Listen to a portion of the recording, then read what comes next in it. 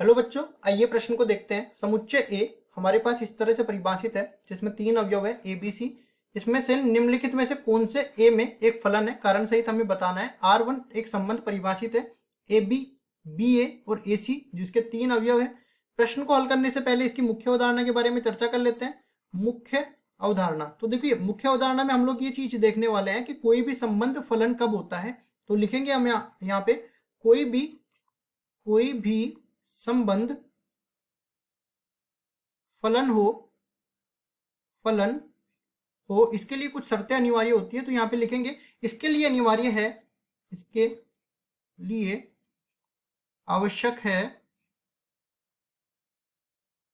कि यहाँ पे देखो दोनों शर्तों को लिखने वाले हैं। दो शर्तें इसके लिए अनिवार्य है। पहली शर्त अपने पास ये होती है कि प्रांत में उपस्थित प्रत्येक अवयव का सह प्रांत में कोई ना कोई प्रतिबिंब होना चाहिए। प्रांत में उपस्थित प्रत्येक अवयव का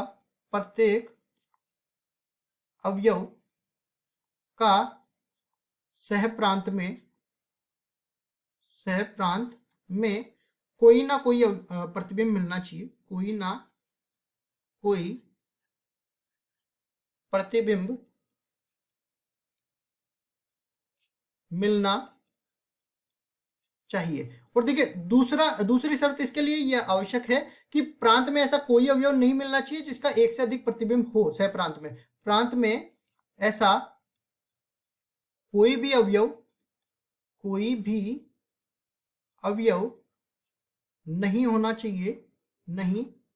होना चाहिए जिसके एक से अधिक प्रतिबिंब मिले। एक से अधिक प्रतिबिंब हो। अब देखिए इसके बाद देखो मान लो कि R जो है A से B में परिभाषित है। तो इसका जो पहले वाला समुच्चय है ये तो प्रांत को निरूपित करता है और दूसरा वाला समुच्चय है वो सह प्रांत को निरूपित करता है।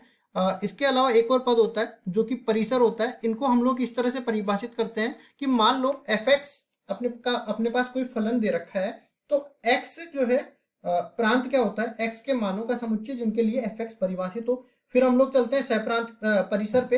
तो परिसर होता है fx के मानों का समुच्चय जो x के मान प्रांत में से रख के बना है। सहप्रांत होता है परिसर सहप्रांत का उपसमुच्चय होता है। तो परिसर में ऐसा कोई भी अवयव मौजूद नहीं होना चाहिए जो कि सहप्रांत में ना हो। इन चीजों का ध्यान रखते हुए हम लोग सवाल को हल करते हैं। सवाल में जो अपने को संबंध परिभाषित किया है उसको लिखते हैं। सबसे पहले तो देखो R1 अपने तीन अवयव इसमें ए बी बी ए और ए सी।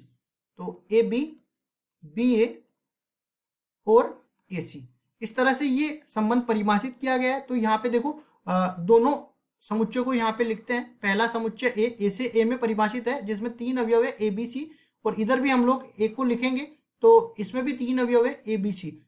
ए से ए में ये संबंध परिभाषित है R।